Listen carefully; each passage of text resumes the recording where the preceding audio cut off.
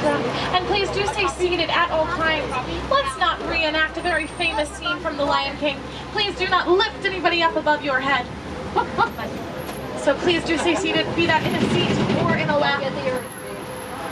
Now we're going to head into the Little Cherry Forest.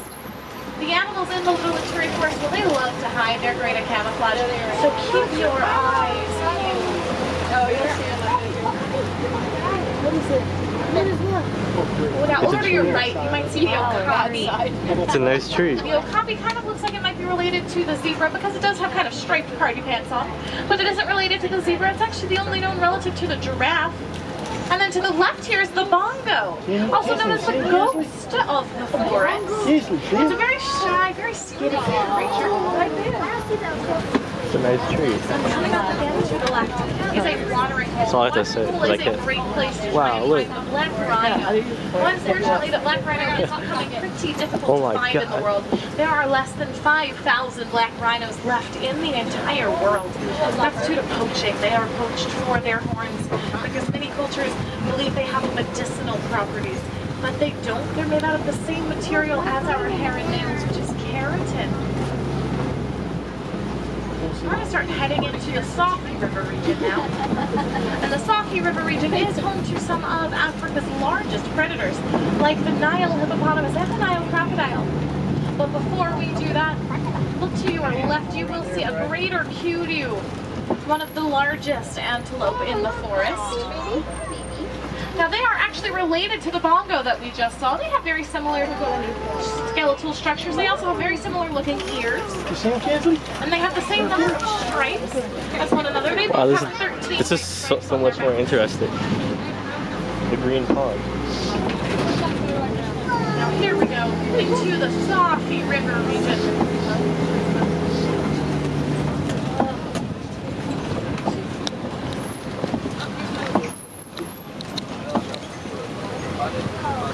Now do keep your eyes peeled towards the water because the Nile hippopotamus spends the majority of its time in the water, usually only coming up onto land at night to feed.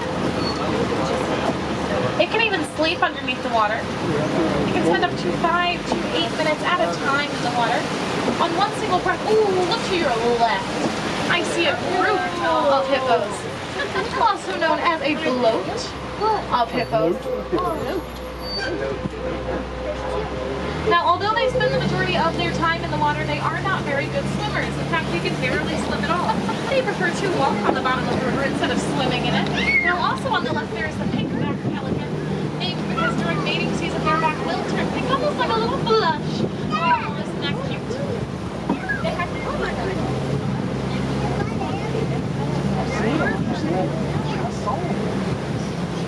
Ooh, and then coming up to the left, I see the Nile crocodile.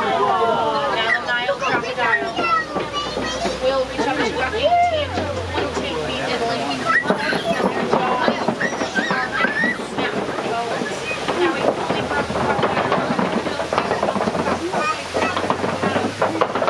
every single meal the crocodile has 3.5 its body weight. They do eat mostly fish, but they will honestly eat just about anything that comes into their path. Over the river, through the woods, into the savannah we go. The savannah is home to some of Africa's most famous and most favorite animals, like the elephant, the giraffe, and the zebra. And if we're lucky, we'll see some of those animals and more here today. But first, coming up on the right is a baobab tree, also known as an upside-down tree. Now, you may have known that, but what you might not know is that the trunk of the baobab tree can hold up enough water for an entire year's worth of a drought, which is why some people actually call the baobab tree the tree of life. And friends, I see the tallest of all of our wild animal friends coming up. The giraffe. Now this is a Maasai giraffe, to be specific, named after the Maasai tribe in Africa. Look over here, kids. We know this because their spots are a little bit messy in nature. They are one of the tallest of all the 9 species of giraffe. They also are known to have very high blood pressure. Now, when a giraffe is born, it will be up to 6 feet tall. Within an hour of its birth, it can stand stand, walk, and even run. And by the time it's fully grown, it can be up to 20 feet tall. Now, my favorite fact about the giraffe is that they actually don't need very much sleep. They only sleep for about 30 minutes every single day. They actually spend between 16 to 20 hours eating leaves off of trees with their prehensile Oh, tongue. you'd never make it as a giraffe, baby. Oh, now look to your left. I do see the spotted hyena over to the left. Hyena! Now the spotted hyena might look cute and cuddly, but I wouldn't want to get too close because in addition to being a great scavenger, they are great hunters. And they love making noises that range from a whoop to a maniacal giggle, which is what they're so famous for. Now also look over there on your left. That is the sable antelope, the official emblem of the Harambe Wildlife Reserve.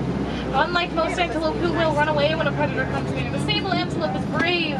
It will hold its ground and fight a predator off. It's able to do that because of its horns, which are shaped backwards.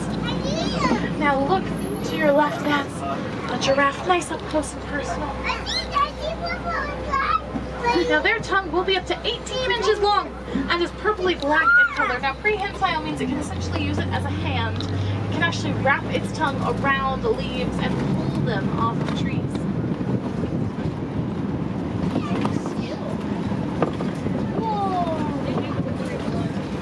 And to the right we can see even more giraffe. Giraffe can actually run up to 35 miles an hour. And does anybody want to take a guess at how many vertebrae the giraffe has in its neck? 2. It has the same number of vertebrae as humans. It only has 7 vertebrae in its neck. Now coming up ahead to the right, this large herd of gray-black animals. These are the white-bearded wildebeest, the second largest herding mammal in the entire world, second only to the human. They will herd in numbers up to the millions and can travel up to 1,500 miles every single year. Now to the right, these large horns, What are the big horns for? these animals are the Ankole cattle, also known as the Watusi cattle.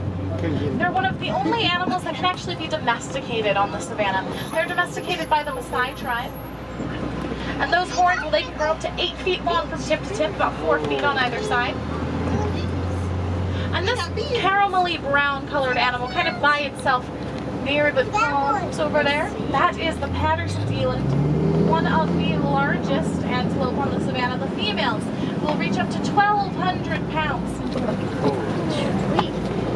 And the males can reach up to 2,100 pounds. We're gonna see them.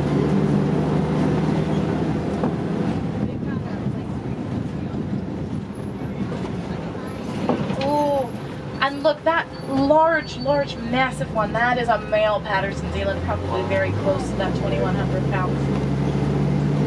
Coming up on the left here, this large rock structure, this is called Monkey Point, which means we are officially entering elephant country. Elephants can't be elephants. Now it gets its name, Monkey Point, because the family of mandrills, the largest monkey in the world, does like to hang out around here. Now the mandrill is actually the shyest of all the monkey species. So keep your eyes peeled. Let me know if you see. Oh, to your right, I see an African elephant. Now that does appear to be a male African elephant or a bull African elephant. We know this because he's by himself. By the time the male African elephant turns between 14 to 16 years old, he'll go off on his own and leave the herd. That's because elephants actually live in a matriarchal society. Now I have this great shortcut road up ahead. It gets us right up close and personal to the elephants. Whoa! Wow. Okay. Close the road. I won't be taking that road. Mostly because it doesn't exist anymore. Okay, Hakuna Matata, no worries, we'll take this road instead. I've taken it a few times. My wardens like to take it. And I'm not ready to turn back yet. Does anybody want to turn back yet, or do we want to see some more animals? More animals. Great. Let's go back. Alright, now we're actually starting to head in to the eastern part of the savannah. The eastern part of the savannah is home to animals like, whoa! Whoa! Everybody lean to your right! Lean to your right! Whoa. Okay. Is everybody okay? Okay, let's go. So sorry about that, friends. Well, Hakuna Matata. No worries. We're all okay. Okay, and solid ground from now on. Now to the right, I see some red clay with tusk marks, which means yes, look to your left, more elephants. Elephants actually love eating red clay. It's full of nutrients for them. Now, unlike the Asian elephant, the African elephant, both male and female grow tusks. That's rather dangerous because elephant tusks are made out of ivory.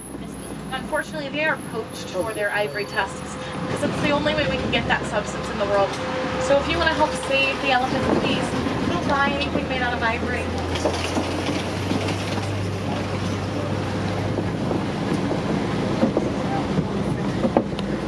Alright, we'll keep looking for some more elephants. Let's see here. Oh yes, there it is. African elephant. Now you can see that African elephant's kind of flapping its ears a little. It's not trying to be like Dumbo, it's not trying to fly away. African elephants actually don't have the ability to sweat. So they will flap their ears as a way to help cool themselves off. They will also flick dirt and mud across their back. That's another way to help cool themselves off. Now when an elephant's born, it will weigh up to 200 to 300 pounds. By the time it's fully grown, it can weigh up to 13,000 pounds.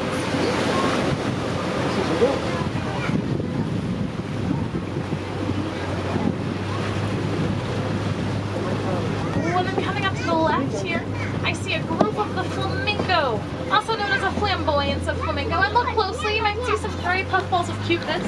Baby flamingos, just now starting to get their white feathers, but those feathers won't turn pink for about another 2 years. It takes 2 years to get those feathers to turn pink because they get that coloring from their diet, from the beta carotene and shrimp and krill. Oh, here comes that elephant. Here comes that elephant. Can't see. Now here we go into the eastern part of the savannah. Hopefully we'll find some more animals.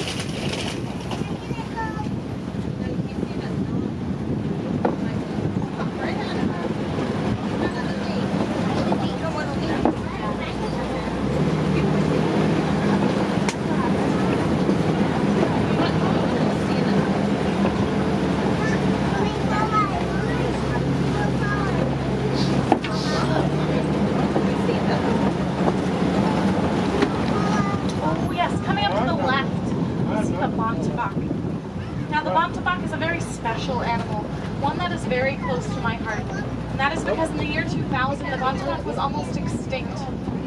There were only 17 Bontoc left in the entire world. They were hunted for their pelts because many people loved the rich dark brown, almost purple coloring to their pelts. That was close.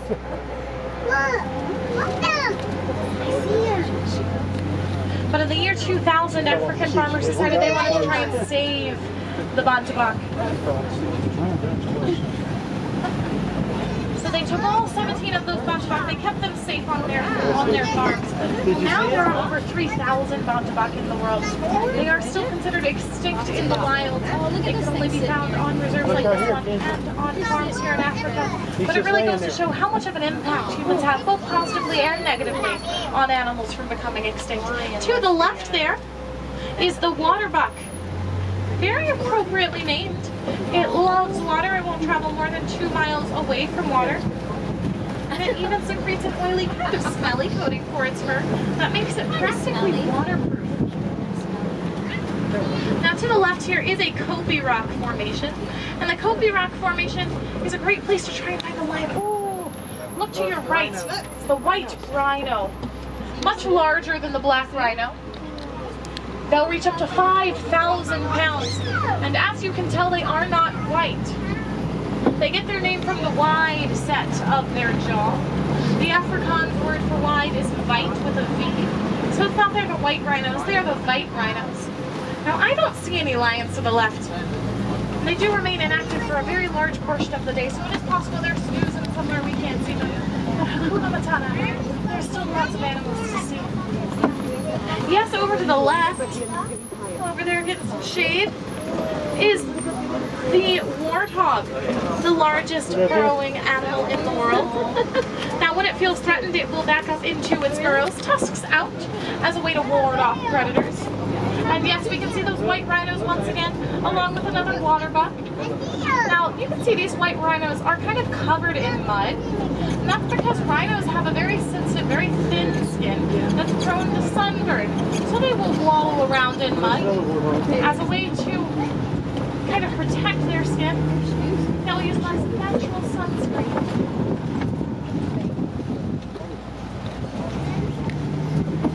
Now we're going to start heading into the Magadi Glen region now.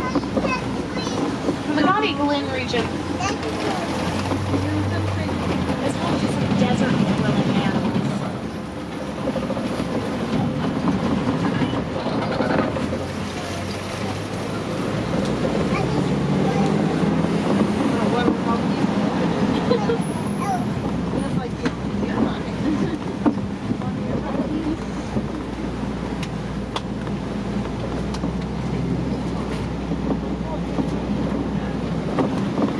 Unfortunately, my friends, it does look like our safari is coming to a close.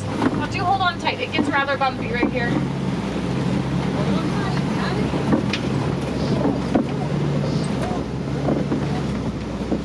But if you would like to see more animals today, feel free to join us again for a nighttime safari. No two safaris are the same. The animals definitely make sure of that.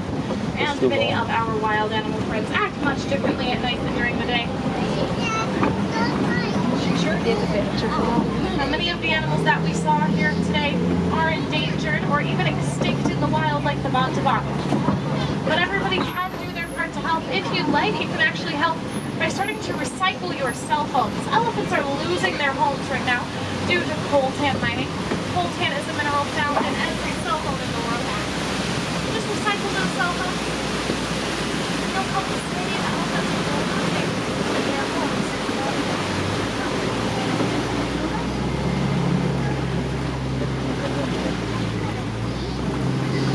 Now we are going to dock in just a moment, which means our time together is coming to a close.